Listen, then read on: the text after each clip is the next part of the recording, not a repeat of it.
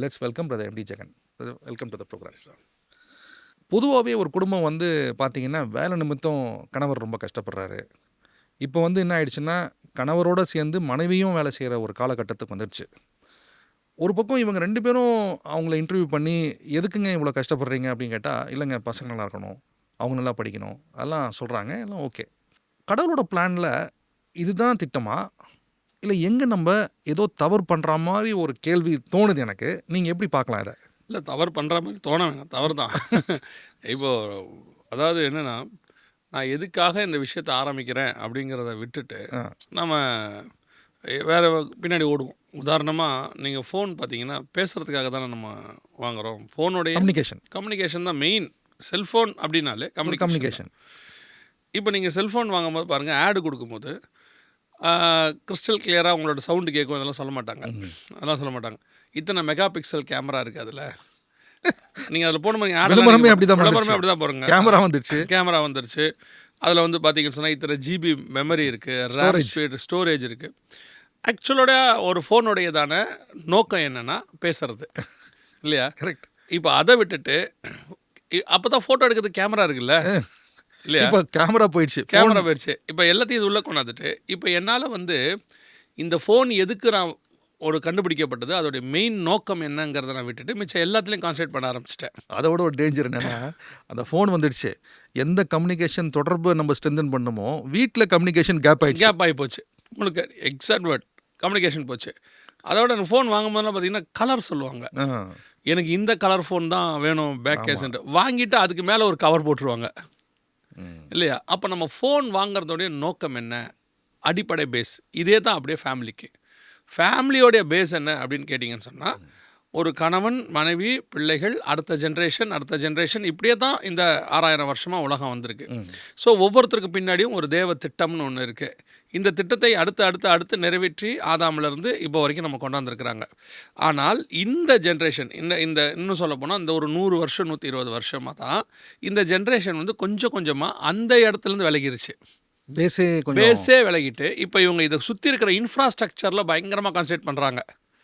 அதாவது எனக்கு வீடு தேவை, ஆனால் குடும்பத்துக்கு தான் வீடு தேவை. வீடு வந்துட்டு குடும்பம் இல்லைன்னா, குடும்பம் இல்லாமல் வீடு இருந்தால் வீட்டுக்கு போகிறோம், எனக்கு குடும்பம் என்ன இருக்கணும்ல. ஆனால் இன்றைக்கி மாளிகை மாதிரி வீடு கட்டணும். ஆனால் இன்றைக்கி வந்து அந்த வீட்டுக்குள்ளே இந்த மாதிரி சோஃபா இருக்கணும், இந்த மாதிரி கிச்சன் இருக்கணும், எல்லாம் இருக்குது. குடும்பம் எங்கே? அப்போ அடிப்படை பேஸே அங்கே அடி வாங்குது. பார்த்தீங்களா? இவங்களோட கான்சன்ட்ரேஷன் அதில் இல்லை. கணவன் ஒரு பக்கம் வெளிநாட்டில் வேலை செய்கிறார், மனைவி ஒரு பக்கம் ஒரு வேலை செய்கிறாங்க, பிள்ளைகளை கொண்டு போய் ரெசிடென்ஷியல் ஸ்கூலில் விட்டாங்க. எதுக்குன்னு கேட்டால், ஊரில் இடம் வாங்கி வீடு கட்டி சந்தோஷமாக இருக்கிறதுக்கு. அங்கே பிள்ளைங்க படித்தா தாங்க நல்லா வருவாங்க, எதிர்காலத்தில் அமெரிக்காவில் யூகேயில் எங்களுக்கு வேலை கிடைக்கும். கணவன் வெளிநாட்டில் போய் சம்பாரிச்சா தான் இங்கே வீடு வாசல் வாங்கி நாங்கள் செட்டில் ஆக முடியும். இஎம்ஐ கட்டுறது, அது கட்டுறது, இப்போ இது எல்லாமே இருக்குது. ஃபேமிலி எங்கே? அந்த பாண்டேஜ் அந்த அந்த அந்த நேரத்தில் அந்த ஒரு 25 வயசுலேருந்து ஒரு 40 வயசுக்குள்ளே கணவன் மனைவிக்குள்ளே உருவாக வேண்டிய பாண்ட். இந்த பாண்டு தான் அடுத்த 40லேருந்து 60 வரைக்கும் அவங்களுக்குள்ளே இருக்கும். இந்த 25 30லேருந்து ஒரு 50க்குள்ளே இவங்களுக்குள்ள அந்த பாண்டே இல்லை. பணம். இந்த கணவனுக்கு தேவைன்னு சில இருக்கும், அந்த நேரத்தில் மனைவி தேவை. மனைவியினுடைய தேவைன்னு ஒன்று இருக்கும், அந்த நேரத்தில் கணவன் தேவை. இல்லை 2 பேரும் இல்லை, நாங்கள் அட்ஜஸ்ட் பண்ணிக்கிட்டோம் அப்படின்னும் போது அடுத்த 50-60 வருஷத்துக்குள்ளே வரும்போது இந்த அட்ஜஸ்ட்மெண்ட் பண்ணியிருப்பாங்க. வீடு வந்துருச்சு, பணம் வந்துருச்சு, பட் பாண்டு போயிடுச்சு. இது அடிப்படை பேஸ். இதை வந்து இவங்களால புரிஞ்சிக்கவே முடியல. இன்றைக்கி இருக்கிறவங்களால இதை புரிஞ்சிக்கவே முடியல. ஒரு உதாரணம் நான் சொல்கிறேன். குழந்தைகளை பார்த்தீங்கன்னு சொன்னால் தோலில் போடுவாங்க. ஏன் தோலில் போட்டாங்கன்றதுக்கு ஒரு சயின்டிஃபிக்கலாகவும் சொல்லுவாங்க, அதே நேரத்தில் வந்துட்டு ஒரு அன்பு நிமித்தமாக சொல்லுவாங்க. என்னென்னா, தோலில் போடும்போது பிள்ளையோடைய ஹார்ட் பீட்டு, அம்மாவுடைய ஹார்ட் பீட்டு, அப்பாவுடைய ஹார்ட் பீட்டு, அந்த ஒரு பாண்டிங் இருக்கும். ஒரு சில நேரத்தில் நான் கண்கூடாக பார்த்துருக்கேன். என் பிள்ளையெல்லாம் கையில் வச்சுக்கிட்டே தூங்க வைப்பேன். அப்போ எல்லோரும் சொல்லுவாங்க, கையில் வச்சுக்கிட்டு தூங்க வைக்காத, அதுக்கப்புறம் அது கையில் பழக்கமாயிரும், அதுக்கப்புறம் அது தூங்காது, தொட்டிலில் போட்டாம்பாங்க. நம்ம கேட்க மாட்டோம், அன்பில் அப்படி கையில் வச்சுருப்போம். ஒரு பீரியடுக்கு அப்புறம் பார்த்திங்கன்னா நம்ம கையிலே தான் அது தூங்கும், அதுக்கப்புறம் தூங்காது. இன்னொரு படி ஸ்டெப் நான் போய் பார்த்துருக்குறேன். என் கையை விட்டுட்டு இன்னொருத்தர் கையில் கொடுத்தா தூங்காது. இந்த ஹீட் அதுக்கு தெரியும்னு சொல்லுவாங்க. அந்த மாதிரி ஒரு பாண்டிங் இருக்குல்ல. இப்போ பார்த்தீங்கன்னா பிள்ளைய நம்ம சேஃப்டிங்கிற பேரில் எல்லாம் தள்ள ஆரம்பிச்சிட்டோம். வெளிநாட்டிலலாம் பார்த்தீங்கன்னா குழந்தை பிறந்த உடனே பக்கத்து கட்டிலில் போட்டு இல்லை பக்கத்து ரூமில் வச்சிடணும், வந்து செக் பண்ணுவாங்க. இது ஒரு வகையில் அந்த பாண்டிங் கொஞ்சம் கொஞ்சமாக பிரியுது. இங்கே ஆரம்பிக்கிற விஷயம் இன்னைய வரைக்கும் எல்லாத்துலேயும் பிரியுது. பிள்ளைகளுக்கு நீங்கள் மாதம் மாதம் லட்சக்கணக்கில் ஃபீஸ் கட்டுறீங்க வெளிநாட்டிலேருந்து, இங்கே அவங்க படிக்கிறாங்க. ஆனால் அந்த நேரத்தில் அந்த பிள்ளைக்கு உடம்பு சரியில்லைன்னு சொன்னால் ஹாஸ்டலில் பார்த்துப்பாங்க, மருந்து கொடுப்பாங்க, மெடிசன் கொடுத்துருவாங்க, டாக்டர்ஸ் கூப்பிட்டு போவாங்க, இன்னும் கேரிங்காக கூட இருப்பாங்க. பட் அம்மா கூட இருந்து அப்பா கூட இருந்து அந்த கேரிங் எடுக்கிறது வரவே வராது. இது வந்து ஒரு பாண்டு. இது வந்து எங்கே இருக்குன்னா, அவன் ஒரு 40 வயசு ஆகும்போது, அப்பாவுக்கு 60-70 வயசு ஆகும்போது அவன் ஃபீல் பண்ணுவான், எங்கள் அப்பா எனக்கு உடம்பு சரியில்லாத போது கூட இருந்து என்னை பார்த்துக்கிட்டாரு, எங்கள் அம்மா பார்த்துக்கிட்டாங்க, ஒரு ரசம் வச்சு கொடுத்தாங்க. இதுதான் பாண்டு. இப்போ இவன் இல்லைல்ல, இவன் என்ன பண்ணுறான், அப்பாவுக்கு உடம்பு சரியில்லைன்னு ஒரு கேர்டேக்கரை போட்டு ஒரு காசை கொடுத்து பார்த்துக்கோன்றான். ஏன்னா நீ ஒரு பீரியடில் என்ன அப்படி தான் பார்த்துக்கிட்டேன், இப்போ நான் பார்த்துக்கிட்டேன். இப்போ என்ன ஆயிடுச்சு, அவர் நல்ல ஒரு ஆளை போட்டு அப்பாவை பார்த்துக்கிறாரு. இது வந்து குவாலிட்டி ஆயிடுச்சு, நல்ல குவாலிட்டி. அப்பாவை பார்க்காத இடத்துல அப்பாவை காசு போட்டு இவர் பார்த்துக்கிறாரு, கூட இருக்கிறாருங்கிற கான்செப்டே இல்லை. இப்போ டைம் இல்லை. இன்னைக்கு நிறைய பேர்கிட்ட வீடு இருக்குது, சொத்து இருக்குது, எல்லாம் இருக்குது, ஃபேமிலி கிடையாது. ஃபேமிலி கூட இருக்கு, ஃபேமிலியில் பாண்டிங் இல்லை. 4 பேர் 4 ரூமில் இருக்காங்க, அதுலேயும் ஃபோனோட இருக்காங்க. சாப்பாடை போட்டு தட்டில் எடுத்துக்கிட்டு ரூமுக்கு போயிடுறாங்க, சாப்பிடும் போதே ஃபோனோட. அது ஒரு பீரியடில் நம்மளால் சேர்ந்து சாப்பிடணும்னு இருந்துச்சுல்ல. ஸோ ஃபேமிலி வந்து இன்னைக்கு நீங்கள் சொல்கிற மாதிரி வெரி ஒஸ்ட் கண்டிஷனில் இருக்குது. அப்போ நான் கேள்வி இப்படி வைக்கலாம்னு நினைக்கிறேன் நேயர்கள் சார்பாக. அதாவது அப்போது கடவுள் ஒரு யூனிட்டை படைக்கிறாரு, திங்க் பண்ணுறாருன்னா அவர் எக்ஸ்பெக்டேஷனோட தான் செய்கிறாரு. அப்போது அவரோட ஒரிஜினல் பிளானில் என்னவா இருந்துச்சு? தேவனோட பிளானுக்கு வந்துருவோமே. ஆமாம், அவர் என்ன ஒரிஜினலாக யோசிச்சாரு, எங்கே நம்ம தவறணும்? அதாவது தேவனுடைய திட்டமே ஃபேமிலி தான். இப்போ பாருங்கள், ஆதாமையும் ஏவாளையும் படைக்கும் பொழுது கணவன் மனைவியாக தான் படைச்சார். ஆமாம் இல்லையா? பிகினிங்கே கணவன் மனைவியாக, அப்பாவும் மகளுமா படைக்கல. அதுவும் ஒரு ஃபேமிலி தான், ஆனால் அப்படி படைக்கல, அந்த பாண்டிங்கில் படைக்கல. அம்மா பையனாக படைக்கல, அதுவும் ஒரு பாண்டிங். இன்னும் கேட்டால் அம்மா பையங்கிறது பயங்கரமாக ஸ்ட்ராங், அப்படியும் படைக்கல. அவர் எப்படி படைக்கிறாரு, கணவனும் மனைவியுமாக படைக்கிறார். அப்போ அந்த படைப்பினுடைய ஆரம்பமே, அந்த கிரியேஷனுடைய பேஸே ஏன் இந்த ரிலேஷன்ஷிப் ஆரம்பிச்சிச்சு, ஹஸ்பண்ட் அண்ட் ஒய்ஃபுங்கிற ரிலேஷன்ஷிப் ஏன் ஆரம்பிக்குது அப்படின்னும் போது, காடுக்கு ஏதோ இதுக்கு பின்னாடி ஒரு பெரிய திட்டம் இருக்குது, ஒரு மாஸ்டர் பிளான். நீங்கள் பாருங்கள், அம்மாவும் பையனும் எத்தனை வருஷம் ஒன்றா இருந்தாலும் அம்மா சொல்கிற வார்த்தை என்ன, உனக்கு ஒரு பொண்ணை பார்த்து கல்யாணம் பண்ணி வச்சிட்டா ஏன் கடமை முடிஞ்சிருச்சு. அப்பாவும் பொண்ணும் என்ன தான் பெட்டாக இருந்தாலும் ஒரு நாள் அந்த பொண்ணுக்கு ஒரு கல்யாணத்தை பண்ணி, அவங்க வந்து இப்போ இருக்கவங்க சொல்லுவாங்க கல்யாணம் பண்ணாமே வாழ்ந்தா என்னம்பாங்க. நான் அந்த கான்செப்டுக்கே வரல. இவங்க எல்லாம் இன்றைக்கி சீர்கேடினுடைய உச்சத்தில் இருக்காங்க.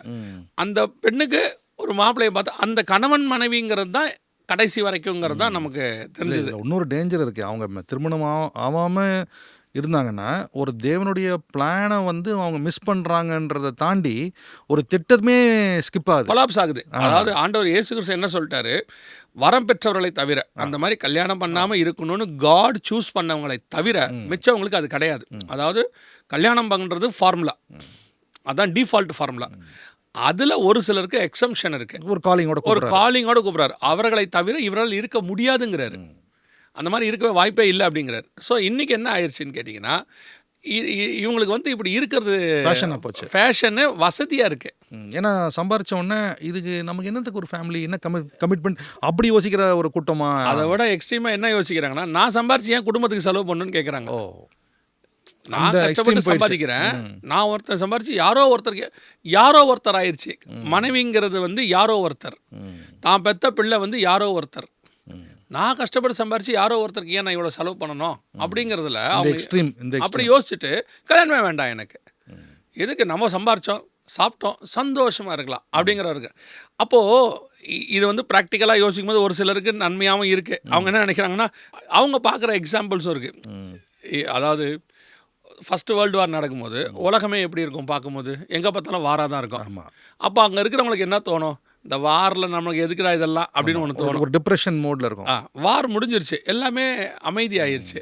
இந்த பீரியடில் எனக்கு எதுக்கு வார் அப்படின்னு நம்ம யோசிக்க மாட்டோம், அடுத்து வேற ஒன்று யோசிப்போம். அதே மாதிரி இன்றைக்கி இருக்கிறது வந்து ஃபேமிலி வாரில் இருக்குது. எங்கே போனாலும் ஃபேமிலியில் சண்டை, எந்தில் போனால் டிவோர்ஸ் அதிகமாகிருச்சு. ஒரு இந்த காரியங்கள் இல்லாதனால இந்த ஜென்ரேஷன் என்ன நினைக்குது, நமக்கு எதுக்கு கல்யாணம், இப்போ இது பண்ணி இன்னும் எதுக்கு இவ்வளோ பிரச்சனை அப்படின்னு யோசிக்க தொடங்கிட்டாங்க. ஆக்சுவலாக டிஃபால்ட் ஃபார்முலா வந்து காட் வந்து வச்சது மேரேஜ் தான். அப்போ எல்லாத்த விட தி பெஸ்ட்டாக காட் வந்து நான் தாம் செய்த எல்லாவற்றையும் கண்டார், நல்லது என்று கண்டார். ஆமாம். அப்போ நல்லதுன்னு பார்த்ததுல எல்லா ரிலேஷன்ஷிப்லேயும் பெஸ்ட் ரிலேஷன்ஷிப் எதுனா ஹஸ்பண்ட் அண்ட் ஒய்ஃப் ரிலேஷன்ஷிப் தான். அதில் மாற்றுக்கிறதே கிடையாது. அப்படி இருக்கும் பொழுது இந்த ரிலேஷன்ஷிப்போடைய பாண்டிங்கை நீங்கள் எவ்வளோ தூரம் புரிஞ்சுக்கிறீங்கிறது தான் இங்கே இம்பார்ட்டன்ட். நீங்கள் ஒரு ஃபேமிலி கட்டப்படுறதுனுடையதான இம்பார்ட்டன்ஸை இந்த 2 பேரும் புரிஞ்சுக்கணும். இப்போ இவங்க என்ன நினைப்பாங்க, நேயர்கள் இந்த பார்க்குறவங்க, இதில் நாங்கள் இருக்குது இத்தனை வருஷமாக இருக்குன்னு. இல்லை, இப்போ இந்த ஜென்ரேஷனுக்கும் இப்போ இருக்கக்கூடிய சுச்சுவேஷனுக்கும் இந்த ஹஸ்பண்ட் அண்ட் ஒய்ஃப் இவங்க 2 பேருக்குள்ளே இருக்கக்கூடியதான பாண்டிங் அவங்களுக்கு தெரியல. அவங்க என்ன நினச்சிக்கிறாங்கன்னா, கல்யாணம் பண்ணிட்டோம், கல்யாணம் பண்ணியாச்சு, சரி ஓகே, ஒரு குழந்தை பிறந்துருச்சு, இனிமேட்டு நம்ம ட்ரெயின் மாதிரி தான், வண்டி பிடிக்க ஓடுவோம், சம்பாதிக்க ஓடுவோம், வீட்டுக்கு ஓடுவோம், அதை ஓடுவோம், இதோ ஓடிக்கிட்டே இருக்காங்க. ஏன்னா ஒரு ஸ்டேட்டஸ் சிம்பிள் அதுக்கு வர்றதுக்கு, ஒரு அச்சீவ் பண்ணுறதுக்கு அதுக்கு ஒரு ஓட்டம் ஆயிடுது. அது ஒரு ஓட்டம் ஆயிடுது. அவங்களோட நான் கம்பேர் பண்ணிக்கிறேன். இப்படி இருந்தால் தான் என் ஓட்டம் சரியாக இருக்கும், இப்படி இருக்க முடியும். இவங்க இன்னும் எந்த அளவுக்கு போயிட்டாங்கன்னா, இல்லைனா உலகம் என்ன மதிக்காது அப்படிங்கிற இடத்துக்கு இவங்க போயிட்டாங்கன்னு வச்சுக்கோங்களேன். அதனுடைய விளைவு என்னன்னு கேட்டால், இவங்க ஃபேமிலியை விட்டுட்டு ஓடுறாங்க. ஃபேமிலியை கூட்டிகிட்டு ஓடலை, ஃபேமிலியை விட்டுட்டு ஓடுறாங்க. ஒரு சிலர் என்ன சொல்கிறாங்களா, ஓடுவோம், ஃபேமிலியே தேவையில்லை, இது ரொம்ப எனக்கு கஷ்டமாக இருக்குது, இந்த ஃபேமிலியை கூட்டிகிட்டு ஓடுறது எனக்கு கஷ்டமாக இருக்குது, இல்லாமல் இருந்தால் நல்லா இருக்குமே அப்படின்னு சொல்லி யோசிக்கிறாங்க. அதனுடைய விளைவு என்ன, காடோடைய பிளான், அவர் போட்ட மாஸ்டர் பிளான் மிஸ் ஆகுது. அந்த பிளானுடையதான எல்லாமே கொலாப்ஸ். அப்போ அவர் மாஸ்டர் பிளான் எனக்கு இதுதான்றது எங்கே நம்ம எப்படி புரிஞ்சுக்கலாம்? பிகினிங்கே எப்படி நம்ம மிஸ் பண்ணுறோம், எப்படி அவர் அமைச்சாரு, எப்படி நம்ம மிஸ் பண்ணுறோம்? இது வந்து இந்த பைபிள் இருக்கு பாருங்க, இது வந்து ஜிப் மோடில் இருக்கும், ஜிப் ஃபைல்ஸ்ன்னு சொல்லுவாங்க. அதை நீங்கள் எக்ஸ்ட்ராக்ட் பண்ணால் தான் அதில் உள்ள இருக்கிற மொத்தம் உங்களுக்கு தெரியும். நம்ம டைமென்ஷன் அப்படின்றோம். ஆமாம், நம்ம டைமென்ஷன் சொல்லுவோம். இப்போது ஜெனசிஸ் 2:15 இருக்குது பாருங்கள், ஆதியாகமத்தின் புத்தகம் 2ஆம் அதிகாரம் 15வது வசனம். ஏன் மனுஷனை கர்த்தர் படைத்தார் அப்படிங்கிறதுக்கான இன்னும் மனுஷி வரல, மனுஷனை படைச்சிருக்கிறார். ஏன் படைச்சார் அப்படிங்கிறதுக்கான மிக முக்கியமான நோக்கம், தேவனாய் கர்த்தர் மனுஷனை ஏதேன் தோட்டத்தில் அழைத்து கொண்டு வந்து அதை பண்படுத்தவும் காக்கவும் வைத்தார். So cultivate and keep it, அப்படி தான் இங்கிலீஷில் இருக்கும். அதை பண்படுத்தவும் காக்கவும் வைத்தார். பண்படுத்த காக்க 2 பிளான், 2 விஷயந்தான். ஒன்று பண்படுத்த, இன்னொன்று காக்க. அப்போ இந்த பண்படுத்தவும் காக்கவும்ங்கிறது மேஜர் டிஃபால்ட்டான ஒர்க்காக இருக்குது. ஒரு மாஸ்டர் பிளான். இப்போ நீங்கள் ஒருத்தரை அவங்க ஆஃபீஸில் அப்பாயின்ட் பண்ணுறீங்க, நான் சொல்கிறது ஒரு உதாரணம், ப்ரோக்ராமராக வைக்கிறீங்க அல்லது எடிட்டராக வைக்கிறீங்க, வச்சாச்சு. அவருடைய மேஜர் ஒர்க் எடிட்டிங் தான். அந்த நேரத்தில் திடீர்னு ஒரு விஷயம் வருது. அப்போ நீங்கள் என்ன சொல்கிறீங்கன்னா, பிரதர் நீங்கள் போய்ட்டு கொஞ்சம் ஒரு பாட்டில் தண்ணி கொண்டு வாங்களேன்னு சொல்கிறீங்க. தண்ணி கொண்டு வருவது அவருடைய இதான எக்ஸ்ட்ரா வேலை, அதை சேர்த்து செய்யலாம். ஆனால் நான் தண்ணி கொண்டு வந்தேன், எடிட் பண்ணலன்ட்டார்னா, இப்போ புரியுதா உங்களுக்கு? நான் தண்ணி எடுக்க போன பிரதர், அதனால் எடிட் பண்ண முடியல அப்படின்னாருன்னா, எடிட்டிங் வேலையை பண்ணுறது தான் உங்களுடைய டிஃபால்ட் ஒர்க். அதே மாதிரி தான் மனுஷனுக்கு டிஃபால்ட்டாக அல்லது மேஜராக அல்லது பேசிக்காக கற்றுக் கொடுத்து 2 ஒன்று பண்படுத்தவும், இன்னொன்று காக்கவும், கல்டிவேட் அண்ட் கீப் இட். இந்த 2 வேலையைத்தான் ஃபேமிலியில் இன்றைக்கி இருக்கிற ஒவ்வொரு தலைவரும் செய்யணும். அப்போ இந்த பண்படுத்துறது தானே நான் ஓடிட்டே இருக்கேன் அப்படின்னு நினைக்கிறோமே, அது எப்படி எங்கே மிஸ் பண்ணிட்டோம்? அதை இல்லை, பண்படுத்துறதுக்காக ஓடுறேன் நான். ஓஹோ, எங்கேயோ ஒரு புரிதல் மிஸ் பண்ணுறேன். அதாவது இப்போ நீங்கள் பைபிள் எடுத்துக்கிட்டிங்கன்னா, ஒரு இடத்துல ஆண்டவர் சொல்கிறாரு, இந்த மரம் வந்து கனி கொடுக்கல, என்ன பண்ணலாம் அப்படின்னும் போது, அதை கொத்தி எரு போட்டு அதை சுற்றிலும் வேலி அடைத்து நான் அதை வந்து பழம் கொடுக்க வைக்கிறேன்னு சொல்கிறார். இதுதான் கல்டிவேட். இந்த வேர்டுக்கான ஒரு எக்ஸாக்ட் மீனிங் அது வந்து அதுதான் இருக்குது. அது ஒரு ஃப்ரூட் பேரிங் ட்ரீயாக வரணும், அதுதான் மெயின். இப்போ எனக்கு வந்து பழம் கொடுக்கணுங்கிறது தானே கான்செப்ட் இல்லையா? ஸோ அது பழம் கொடுக்காது அல்லது கொடுக்கல, அதனால் நான் இந்த வேலையை செய்கிறேன், கல்டிவேட் பண்ணுறேன். ஓகே, இப்போ நான் என்ன செய்கிறேன், அது பழம் கொடுக்கல, ஆனால் எரு வாங்கிறதுக்கு ஓடுறேன், நான் வேலி அடைக்கிற கம்பி வாங்க ஓடுறேன், ஆனால் ஓடிக்கிட்டே இருக்கிறேன், எரு வாங்கிட்டு வந்து போடலை, ஒன்றும் பண்படுத்த ஆரம்பிக்கல. ஆனால் அந்த மெட்டீரியல்ஸ்க்கே நான் ஓடிக்கிட்டு இருக்கேன். இதுதான் இன்னைக்கு உள்ளதான சிச்சுவேஷன். இந்த மெட்டீரியல்ஸ் ஓடி அதுக்குள்ளே 70-80 ஆயிடுது, முடிஞ்ச போது நீங்கள் கதையே. அதாவது ஆப்ரேஷன் சக்ஸஸ்னுவாங்க, ஆனால் பேஷண்ட் ரேட் அப்படிதானே. ரொம்ப பரிதாபமாக இருக்குது. ஆக்சுவலாக நம்ம கேஷுவலாக பேசுகிறோம், பட் எவ்வளோ பெரிய உண்மை உள்ளே இருக்குன்னு பார்த்தா ரொம்ப டீப்பாக இருக்குது. ஆமாம், இப்போது நீங்கள் லைஃப் ஃபுல்லாக ஓடுறீங்க. எதுக்கு ஓடுறீங்கன்னா, இந்த ஃபேமிலியை நல்லபடியாக வைக்கணுன்றதுக்காக. ஆனால் நீங்கள் ஓடுறீங்களே, இந்த ஃபேமிலி எப்படி இருக்குன்னு பார்த்தீங்களா? அது கனி கொடுக்க ஆரம்பிச்சிச்சா? நீங்கள் கனி கொடுக்க வைக்கிறதுக்கு தாங்க நான் இவ்வளோ தூரம் செய்கிறேன்றீங்களே. பையனுக்கு படிப்பு, ஒரு எக்ஸாம்பிளுக்கு எடுத்துக்கிறேன், படிப்பு கொடுக்குறீங்க. படிப்பு எதுக்காகன்னு கேட்டால், அவன் லைஃப்பில் அவன் நல்லா இருக்கிறதுக்கு படிப்பு, ரைட்? இப்போ பையன் ஸ்பிரிச்சுவலி எப்படி இருக்கான்னு பார்த்தீங்களா? உங்கள் வீட்டுக்குள்ளே ஒரு 4 பேருக்குள்ளே இருக்கக்கூடியதான ரிலேஷன்ஷிப் எப்படி இருக்குன்னு பார்க்குறீங்களா? சரியாக இருக்குன்னு நான் சொல்லலை, சரியாக இருக்காது நிறைய இடத்துல. ஏன்னா 4 பேர் 4 விதமாக இருக்கும். மனைவி வந்து ஒரு 50 வயசாக இருப்பாங்க, கணவர் வந்து ஒரு 55 வயசாக இருப்பார், ஒரு பிள்ளைக்கு 20 வயசாக இருக்கும், இன்னொரு பிள்ளைக்கு 15 வயசாக இருக்கும். 4 ஜென்ரேஷன். நான் எப்பவும் சொல்லுவேன், நான் வந்துட்டு ஒரு ஒரு வித்தியாசமான இதை கடந்து வந்தேன். எப்படின்னு கேட்டால், என் கூட எங்கள் அம்மா இருந்தாங்க. எங்கள் அம்மாவுக்கு வந்து 70 வயசு, சரியா? என் மனைவிக்கு அப்போ அந்த காலகட்டத்தில் 40 வயசு என் மனைவிக்கு. அப்போ எனக்கு வந்து ஒரு 40-42 வயசாச்சு. என் மகளுக்கு வந்து ஒரு 15-18 வயசுன்னு வச்சுக்கோங்களேன். நான் சொல்கிறதெல்லாம் ஒரு 10 வருஷத்துக்கு முன்னாடி, ஒரு 7-8 வருஷத்துக்கு முன்னாடி. இந்த காலகட்டத்தை எடுத்துக்கோங்க. ஒரு 70 வயசு உள்ள ஒரு பெண்ணையும், ஒரு 40-45 வயசு உள்ள ஒரு பெண்ணையும், ஒரு 15-16 வயசு உள்ள பெண்ணும், 3 ஜென்ரேஷன் பெண்களை நான் ஒன்றா வச்சுருக்கேன் வீட்டுக்குள்ளே. ரொம்ப இன்ட்ரெஸ்டிங்காக இருந்திருக்கும் இல்லையா? இப்போது ஒரு நான் சொல்கிறது ஒரு உதாரணம். ஒரு ரெஸ்டாரண்ட்டுக்கு போகிறேன், போன உடனே எங்கள் அம்மா என்ன கேட்பாங்க? இட்லி கேட்பாங்க. அவங்க காலகட்டத்துக்கு அவங்களுக்கு தேவையான இட்லி கொடுப்பான்னு சொல்லுவாங்க. இப்போது என் மனைவி என்ன கேட்பாங்க? பன்னீர் கொடுங்க, தோசை கொடுங்க, இல்லைனா வந்துட்டு சப்பாத்தி. அவங்களுடைய கேட்டகரி வேறையாக இருக்கும். என் மகிட்ட போய் கேட்டோன்னே இவங்க என்ன கேட்பாங்க? பேல்பூரி கொடுங்க, பீஸா கொடுங்க. இப்போ இந்த 3 பேருக்கும் உள்ள இடத்துக்கு நான் போக முடியுமா? 3 கிடைக்கிற இடத்த நான் தேட முடியுமா? போய் தான் ஆகணும். 3 பேருக்கும் நான் சாப்பாடு ரெடி பண்ணணும். நான் சொல்கிறது வேணால் சாதாரண எக்ஸாம்பிளாக இருக்கும். ஒவ்வொரு விஷயத்திலும் இதுதான் வீட்டில் நடக்குது. ஒரு 3 ஜென்ரேஷன். இப்போ எப்படி ஆயிடுச்சு? 2 பிள்ளைகளும் 2 விதமாக இருக்குது. 2 பிள்ளைகளாக இருந்தால் 2 விதமாக இருக்குது வீட்டில். கணவன் ஒரு விதம், மனைவி ஒரு விதம். இன்னும் சொல்ல போனால் இப்போ வந்து ஹோட்டலுக்கே போக வேணாம், ஆளாளுக்கு ஆர்டர் பண்ணி ஒரு இடத்துல மொத்தமாக வர மாதிரி செஞ்சுட்டாங்க. இப்போ போவே வேணாம். இப்போ அப்படி ஆயிடுச்சு. அதுவும் ஃபோனில். இப்போ கேட்டு பாருங்க, இப்போ ஆர்டர் பண்ணி சாப்பிட்றது வந்து ஒரு ஃபேஷன், எல்லாம் வந்துருச்சு. ஆர்டர் இருக்கு, அதில் டேஸ்ட் இருக்கு, லவ் இருக்கா? சுத்தமாக இல்லை. வீட்டில் சொல்லுவாங்க, சமைக்கிறதுல ஒருத்தருடைய அன்பை பார்க்க முடியும்னு சொல்லுவாங்க.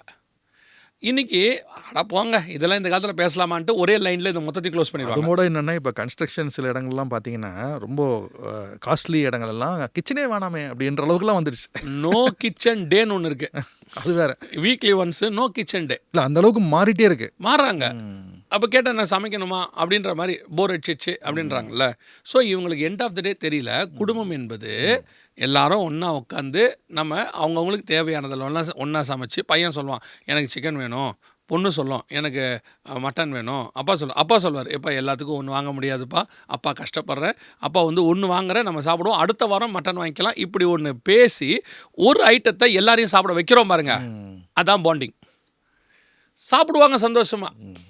அப்துல் கலாம் வந்து அவருடையதான ஒரு வாழ்க்கையில் நடந்த சம்பவத்தை எழுதுகிறார். எழுதும்போது அவர் என்ன சொல்கிறாரு, ஒரு நாள் அவங்க வீட்டில் சப்பாத்தி சாப்பிட்டுட்டு இருக்காங்க ராமேஸ்வரத்தில். சாப்பிட்டுட்டு இருக்கும்போது சப்பாத்தி தீஞ்சு போச்சு அவங்க அம்மா செஞ்சதில். சாப்பிட்ட உடனே இவன் என்ன பண்ணுறாரு, அப்துல் கலாம் என்ன செய்கிறாரு, சப்பாத்தி இது என்ன சப்பாத்தி தீஞ்சு இருக்குது, எனக்கு தேவையில்லை அப்படின்றாரு. அவங்க அப்பா பழியர்னு ஒரு அறை கொடுத்தாராம். கொடுத்துட்டு சாப்பிடு அப்படின்னாராம். அப்போ இவர் கேட்டிருக்காரு, எப்பா சப்பாத்தி நல்லா இல்லை, நீங்கள் சாப்பிடுன்னு சொல்கிறீங்க, இது என்னப்பா இது கான்செப்ட்டு அப்படின்ற மாதிரி கேட்டிருக்காரு. அப்போ அவங்க அப்பா சொன்னாராம், சப்பாத்தி நல்லா இல்லைன்றது எனக்கும் தெரியும், சுட்டிருக்காங்க, ஆனால் அவள் உனக்காக தான் செஞ்சுருக்கா, ஏதோ ஒன்று மிஸ்டேக் ஆகிப்போச்சு, அவள் ஹர்ட் ஆயிடுவா, திஸ் இஸ் ஃபேமிலி, அவ்வளோதான் ஃபேமிலி. இதை வந்து இன்றைக்கி நீங்கள் புரிய வைக்கிறதே கஷ்டமாக இருக்குது வீட்டில். அவன் என்ன சொல்கிறான் பையன், நல்லா இல்லை எப்படி திங்க சொல்கிறீங்க? இன்னும் சொல்ல போனால் ஒரு சப்பாத்தினாலே குடும்பம் பிரியுது. இன்னைக்கு பிரியுது, தேவையில்லைங்கிறான். அடுத்த லெவலுக்கு போனீங்கன்னா அம்மா தேவையில்லைன்றான். அந்த ஸ்பீடில் இருக்குது, அந்த ஸ்பீடில் இருக்குது இன்றைக்கி. அப்போது ஒரு குடும்பத்துக்கு இன்றைக்கி தெரியவில்லை, ஒரு குடும்பத்தை அரவணைத்து பண்படுத்தவும் அப்படி சேர்த்து கொண்டு போக தெரியல. அந்த மாஸ்டர் பிளான் புரியல. அந்த மாஸ்டர் பிளான் இவங்களுக்கு புரியல. இன்றைக்கி வந்து அதாவது நான் என்ன சொல்வேன், எப்படியாவது இந்த குடும்பத்தை ஓட்டணும் அப்படிங்கிறது வந்து ஒரு லெவல், ஒரு கான்செப்ட். சந்தோஷமாக ஓட்டணுங்கிறது டாப் லெவல். இந்த 2 லெவலில் ஒரு விஷயம் மட்டும் காமன், ஓட்டணும் இல்லையா? இப்போ நீங்கள் ஒரு வண்டி எடுத்துகிட்டு போகிறீங்க, சொகுசாக போகிற வண்டியும் இருக்குது, ஆமாம், நல்லா கம்ஃபர்ட்டாக சாஞ்சிட்டு போகிற வண்டி இருக்குது, குட். சில நேரத்தில் நமக்கு அந்த வண்டி அமையல, நம்மளுடைய இதுக்கு ஒரு சின்ன வண்டியாக அமைஞ்சிருக்கு, பட் ஜேர்னி பண்ணி அவனை ட்ராவல் முடிக்கணும். ஆமாம். ஸோ நான் அந்த வண்டியில் போகிறேன், ஆக மொத்தத்தில் என் ட்ராவலை முடிக்கணும்ல. இன்றைக்கி உள்ள ஜென்ரேஷன் எப்படி இருக்குன்னா, வண்டி சரியில்லை ட்ராவலே வேணான்றான். வண்டி சரியில்லை, ட்ராவல் எதுக்கு, வேற இடத்துக்கு போவோம். அந்த மாதிரி ஒரு ட்ரெண்ட் ஆயிடுச்சு. அந்த மாதிரி ஒரு ட்ரெண்ட் ஆயிடுச்சு. தேவனுடைய பிளான்ல இப்போ நான் நீங்கள் சொன்ன வசனத்துக்கே வந்துடுறேன். அப்போ இதுக்கு பின்னாடி ஒரு ஒரு பெரிய டீப்பான ஒரு விஷயத்தை கடவுள் வச்சிருக்காரு. ஆமாம். இதை நம்ம எப்படி கரெக்டாக நம்ம சரி ஓகேங்க நீங்கள் சொல்கிறதெல்லாம் புரியுது, இப்படி ஓடுறோம் ஒரு காலகட்டத்தில். ஆனால் ஒரிஜினல் பிளானில் வேறு மாதிரி இருக்குது. இப்போ நம்ம ஒரிஜினல் பிளானுக்கு வந்தால் எப்படி புரிஞ்சுக்கலாம் அதை? இது புரிஞ்சுக்கணும் அப்படின்னா நீங்கள் அடிக்கடி ஒரு வேர்ட் சொல்வீங்க. நான் வந்து அதை இப்போ ரொம்ப எடுத்துக்கிறேன். A family prays together stays together. கணவன் வரும்போதே ஒரு ஆவிக்குரியவனாக நல்ல ஒரு ஜெபிக்கிற மனுஷனாக கணவனாக மாறணும். அவன் இன்னும் சொல்ல போனால் அப்போ தேடும் போதே ஒரு ஜெபிக்கிற கணவராக. ஆமாம். அங்கே நல்ல சம்பாதிக்கிறவரை தானே தேடுறீங்க, ஸ்டேட்டஸ் தானே தேடுறீங்க. ஜெபிக்கிறவனா தேடணும். ஜெபிக்கிறவன் ஸ்டேட்டஸாக இருந்தாலும் உங்களுக்கு ஓகே தான். ஸ்டேட்டஸாக இருக்கிறவன் ஜெபிக்கிறவனா இல்லாட்டி. ஸோ இங்கே அதான் பிரச்சனை. மனைவி பெண்ணை தேடும் போது நல்ல ஒரு ஆவிக்குரிய பெண்ணாக தேடிடணும். அதோட உங்கள் க்ரைட்டீரியாவை வச்சுக்கோங்க, இல்லைனாலும் பரவாயில்ல, பிரச்சனை இல்லை. இப்போ இங்கே என்ன இருக்குது, எல்லா வீட்லேயும் பாருங்கள், ஒரு கணவனும் மனைவியும் கல்யாணம் பண்ணாங்க எனக்கு தெரிஞ்சவங்க. அந்த அம்மாவுக்கு கோயம்புத்தூரில் வேலை, இவருக்கு சென்னையில் வேலை. கல்யாணம் பண்ணி 3ஆவது நாள் அந்த அம்மா கோயம்புத்தூருக்கு போயிடுச்சு. வீக்கெண்டில் ஒன்று இவர் அங்கே போவார், இல்லை அந்த அம்மா இங்கே வரும். அப்புறம் ஒரு நான் சொல்ல கல்யாணமான செகண்ட் வீக்லேருந்து நடக்குது இது. அப்புறம் ஒரு இடத்துல அவங்க என்ன டிசைட் பண்ணுறாங்க, வாரம் ட்ராவல் பண்ணுறது கஷ்டமாக இருக்குது, ஸோ ஒரு வாரம் நீங்கள் வாங்க, ஒரு வாரம் நான் வாங்கன்றாங்க. அப்புறம் அதுவும் கஷ்டமாச்சு. அப்புறம் சொல்கிறாங்க 2 வீக்ஸ் ஒன்ஸ் நீங்கள் வாங்க, 2 வீக்ஸ் ஒன்ஸ் நான் வரேன். இப்படி ஆகுது. 5 வருஷம் ஆச்சு, குழந்தை இல்லை, இன்னும் இல்லை. இப்போ என்னன்னு கேட்டால், குழந்தை இல்லைன்னா அவங்க பிரச்சனை இல்லை அவங்களுக்கு. இப்போ குழந்தை பிறந்துருச்சுன்னா இந்த ட்ராவல் கவல் இதெல்லாம் பிள்ளைய வச்சுட்டு இருக்கிறது கஷ்டம். அவங்க ஓடுற பிளான் மாறும். இப்போ இவங்க எல்லாம் என்னன்னு கேட்டால், அந்த அம்மாவுக்கு அங்கே வேலை, இவருக்கு இங்கே வேலை. 2 பேரும் மாதம் 1 லட்ச ரூபா சம்பாதிக்கிறாங்க. இப்போ 2 பேருக்கும் 35 வயசுக்கு மேலே ஆயிடுச்சு. சரியா? இப்போ அவங்களுக்கு நம்ம கொஞ்சம் 10 வருஷமாக 8 வருஷமாக ஓடிட்டோம், இதுக்கு மேலே கல்யாணம் பண்ண குழந்தையெல்லாம் பெற்றுக்கலான்னு ஒரு முடிவு எடுக்கிறாங்க. Right, okay, good, fine. இப்போ நீங்கள் எடுக்கிறீங்கல்ல, இதுக்கப்புறம் தானே உங்களுக்கு குழந்தைலாம் பிறக்கும். அந்த குழந்தைக்கு 20 வயசு ஆகும்போது நீங்கள் சொல்கிற அந்த பிள்ளை கேட்காது. ஏன் வந்து ஒரு அமைப்பை கத்தர் ஏற்படுத்தினாரு, ஏன் நம்ம முன்னோர்கள் அதை ஃபாலோ பண்ணி கரெக்டாக கொண்டு வந்தாங்கன்னா, அந்தந்த ஏஜில் நடக்கும்போது அந்தந்த ஏஜில் நம்மளாலும் அவங்கள வளர்த்து விட்டுருவோம். இந்த பிளானை புரிஞ்சிக்காமே ஒரு குரூப் போயிடுச்சு, இந்த ஜென்ரேஷன் போயிடுச்சு. அந்த பிளான் போனதுனால காட்ஸ் பிளான்குள்ளே வரணும்னா, ஆண்டவருக்குள்ளே இருக்கிற ஆவிக்குரிய பையனும் ஆண்டவருக்குள்ளே இருக்கிற நல்ல பெண்ணும் அப்படி உள்ளே வந்து இவங்க 2 பேரும் சேர்ந்து ஜெபம் பண்ணும்போது இவங்க 2 பேருக்கும் தெரியும் காட்ஸ் பிளான் என்ன. இப்போ பையனை வந்து கர்த்தருக்குள் வளர்க்கணுங்கிறது தான் முக்கியம். நல்ல காலேஜுக்குள் வளர்க்கணுங்கிறது 2வது, நல்ல ஸ்கூலுக்குள் வளர்க்கணுங்கிறது 2வது, கர்த்தருக்குள் வளர்க்கணுங்கிறது தான் முதல்ல ஃபவுண்டேஷன். ஒரு பீரியடில் சர்ச்சை சுற்றி தான் வீடுகள் இருந்துச்சு. நீங்கள் ஊர்லலாம் நீங்கள் போய் பாருங்கள், நடுவில் சர்ச் இருக்கும், சுற்றி வீடு இருக்கும். இப்போ போய் பாருங்கள், ஸ்கூலுக்கு பக்கத்தில் தான் வீடு தேடுறாங்க. இப்போ தேடும் போது அப்படி தான் தேடுறோம். காலேஜுக்கு பக்கத்தில் தான் வீடு தேடுறோம். கரெக்ட் இல்லையா? சர்ச்சு எவ்வளோ தூரத்தில் இருந்தாலும் பிரச்சனை இல்லை, ஆன்லைனில் பார்த்துக்கலாமே. ஆன்லைனில் பார்த்துக்கலாம். ஒரு வாரம் போகாமல் இருந்தாலும் பிரச்சனை இல்லை. ஒரு பீரியடில் ஞாயிற்றுக்கிழமை ஆராதனைக்கு போயிட்டு வந்தால் தான் சாப்பாடே தருவாங்க. வசனம் படித்தா தான் சாப்பாடு இல்லையா? இப்போது நீ ஆராதனைக்கு போகாமல் நீட் கிளாஸுக்கு போகலாம், ஸ்பெஷல் கிளாஸுக்கு போகலாம். எது டாமினேட் பண்ண ஆரம்பிச்சிருச்சு பாருங்க. இது வந்து இவங்களுக்கு தப்புனே தெரியாத இடத்துல இருக்குது. இதாங்க இன்றைக்கி நிதர்சனம், உண்மை. இப்படி இருந்தால் தானே வாழ்க்கையில் ஜெயிக்க முடியும். சும்மா எல்லா வாரம் தான் சர்ச்சுக்கு போகிறோம், அப்போ இந்த ஒரு வாரம் இல்லாமல் கிளாஸுக்கு போனால் என்ன தப்பு அப்படின்னு கேட்குற இடத்துக்கு நான் வந்துட்டேன்ல. அந்த ஸ்டேஜுக்கு வந்துட்டேன். அது கரெக்டானு வந்துருச்சு இன்னைக்கு. அது கரெக்டானு வந்துருச்சுல்ல. அப்போ எங்கேயோ ஒரு இடத்துல நம்ம கடவுள் போட்ட திட்டத்தையும் புரிஞ்சிக்கல, கடவுள் போட்ட பிளானையும் புரிஞ்சிக்கல, கடவுளே புரிஞ்சிக்கல. அவ்வளோதான் விஷயம். சரி, இப்போது எனக்கு இது கேட்கும் போது கேள்வி நிறையா இருந்தாலும் சரி, நம்ம நேயர்களுக்கு என்ன சொல்லலாம்? இப்போ நம்ம நிகழ்ச்சி கிட்டத்தட்ட நம்ம இத்தனை நிமிஷம் பேசியிருக்கோம். இதில் என்ன டேக்அவேவாக ஃபவுண்டேஷனாக நான் எங்கே ஆரம்பிக்கணும்? Give preference to the God. தேவன் உங்களை உங்கள் குடும்பத்தை பண்படுத்த தான் வைத்தார். அவர் ஒன்று அழகாக உருவாக்கி கொடுத்துட்டாரு. ஒரு மாஸ்டர் பிளான் வச்சிருக்காரு, நல்ல பிளான் வச்சிருக்காரு. அவர் உங்ககிட்ட கொடுத்துட்டாரு. உங்கள் ஃபேமிலிங்கிறது ஒரு பிளான். இந்த ஃபேமிலியை எப்படியாவது கர்த்தருடைய சித்தத்தோடு நடத்திடுங்க. அது ஒன்றே உங்கள் குறிக்கோளாக இருக்கட்டும். அதுதான் பேஸ். நான் சொல்கிறத இவங்க நெகட்டிவாக எடுத்துடக்கூடாது. நான் சொல்கிறத வந்து ஸ்பிரிச்சுவலாக சொல்கிறேன், அவங்க தப்பாக புரிஞ்சிடக்கூடாது. ஒருவேளை உங்கள் பிள்ளைக்கு படிப்பு வரலனா கூட, சில பிள்ளைகள் ஞானத்தில் கொஞ்சம் குறைவாக இருக்கும், படிப்பு கொஞ்சம் குறைவாக வரும், வரலனா கூட கர்த்தர் இருந்தால் அவன் தப்பிச்சிருவான். சில பிள்ளைகள் பயங்கர ஞானம், கர்த்தர் இல்லாததுனால பாருங்கள் அந்த பிள்ளையோட லைஃப் நல்லா இல்லை. இப்போ நீங்கள் சொல்லுங்கள், நான் இதை வந்து ஒரு எக்ஸம்ஷன் கேஸாக தான் வச்சுக்கிறேன். எத்தனை படித்து நல்லா சம்பாதிக்கிறவங்க சந்தோஷமாக இருக்கிறாங்கன்னு நினைக்கிறீங்க? டிவோர்ஸ் அதிகமாக எங்கே நடக்குதுன்னு பாருங்கள். ஆமாம், நல்லா நம்ம கோர்ட்லலாம் கேட்கும்போது இந்த செய்திகள்லாம் கேட்கும்போது கஷ்டமாகவே இருக்குது. கஷ்டமாகவே இருக்குது. 2 குடும்பங்களும் நல்லா ஒர்க் பண்ணுறாங்க, ஆனால் அவ்வளோ பிரச்சனைகள், அவ்வளோ குழப்பங்கள். ஸோ காட் பண்படுத்த வைத்தாருங்கிற அந்த ஃபஸ்ட்டு பாயிண்ட்டை தே மஸ்ட் நோ. அப்போ ஃபவுண்டேஷனாக நீங்கள் சொல்கிறது ஒரு டேக்கவே வருதுங்க. குடும்பத்தில் ஜெபம் இல்லைன்னா எல்லாமே மாட்டிக்குது. ஜெபம் ஒன்று, ஜெபத்தோட கூட அவங்களுக்கு காட்ஸ் பிளான் தெரியணும். அந்த ஜெபத்தில் காட்ஸ் பிளான் தெரியும். அவங்களுக்கு ஒன்று தெரியணும், the family is very important than anything. எல்லாற்றை விட பணம், ஆஸ்தி, சம்பாத்தியம். அப்படித்தான் நீங்கள் இவங்க ஏதோ நம்ம வந்து பூமர் அங்கிள்ன்றவான், அப்படித்தான் நமக்கு அப்பா அம்மா காலம் வரைக்கும் இருந்திருக்காங்க. நம்ம அப்பா அம்மா காலம் உழைக்காம இல்லை, உழைச்சாங்க, கஷ்டப்பட்டாங்க, எல்லாம் பண்ணாங்க. பட் ப்ரிஃபரன்ஸ் டு காட் கொடுத்தாங்க. சாதாரணமாகவே நம்ம அப்பா அம்மாக்கள் நீதிமான்களாக இருந்தாங்கல்ல, இல்லையா? அந்த ஏரா ஒரு டிஃப்ரெண்ட் ஏராவாக இருந்துச்சுல்ல. அந்த அந்த மாடலை இப்போ சொல்லிக் கொடுக்க விட்டுட்டோம். இதுதான் இங்கே பிரச்சனை. டிஃபால்ட்டாகவே நீதிமானாக இருக்கணும், அப்படி தான் இருக்கணும் ஃபேமிலி. கம்யூனிகேஷனுக்கு டூல்ஸ் வந்துடுச்சு, ஆனால் கேப் ஆயிடுச்சு. கம்யூனிகேஷன் இல்லை. முன்னாடி வந்து கம்யூனிகேஷனுக்கு டூல்ஸ் இல்லை, ஃபோன் இல்லை, ஆனால் ஒன்றா இருந்தாங்க. இப்போ கம்யூனிகேஷன் ஒன்றா வரதுக்கு வேண்டிய டூல்ஸ் வந்துடுச்சு, ஆனால் ஒன்றா இல்லை. ரிவர்ஸ் ஆயிடுச்சு கதை. So give preference to family. குடும்பத்தை பாருங்கள். பிள்ளைகள் படிக்கிறதுக்கு இருக்குது எல்லாமே. அதாவது நான் சொல்கிறது வந்து நீங்கள் வீடு கட்டுறதுலேருந்து, கார் வாங்குறதுலேருந்து, பிள்ளைகள் படிக்கிறதுலேருந்து, ஆஸ்தி சேர்க்கறதுலேருந்து, நகை வாங்குறதுலேருந்து எல்லாமே 2வது 3வதாக இருக்கட்டும். முதல் ப்ரிஃபரன்ஸ் டு காடாக இருக்கட்டும். இது ஒருவேளை இதெல்லாம் இல்லைனாலும் நீங்கள் காடுக்கு இம்பார்ட்டன்ஸ் கொடுத்துட்டிங்கன்னா ஆடு மேய்க்கிறவனே அவர் ராஜாவாக மாற்றிடுவார், அவரால் முடியும்.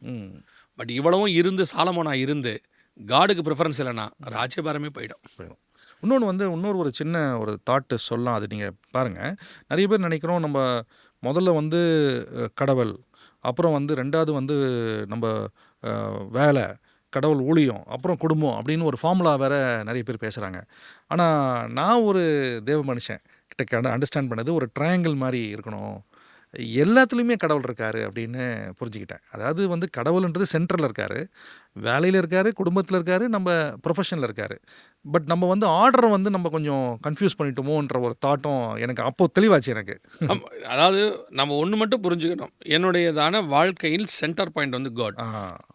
எல்லாத்துலேயும் இருக்கணும், அவரை ஃபோக்கஸ் பண்ணி தான் எனக்கு எல்லாமே இருக்குது. ஆமாம், அவர் இல்லாமல் எனக்கு எது இருந்தாலும் அது விருதாவாய் தான் இருக்கும். எக்ஸாக்ட்லி. வேலையிலையும் கடவுள் இருக்காருன்ற, வேலையிலேயும் இருக்காரு, குடும்பத்திலையும் இருக்காரு. எக்ஸாக்ட்லி. பட் நான் வந்துட்டு ஒன்று அதிகமாக்கி ஒன்றை நான் குறைவாக்கிடக்கூடாது. ஆமாம், இல்லையா? ஒரு கை அதிகமாக வளர்ந்து ஒரு கை குறை வந்தால் ஓகேவா? அவங்களுக்கு வளரும்போது தப்பாயிடும் இல்லை, ஃபிசிக்கலி சேலஞ்சர் ஆகிடும்.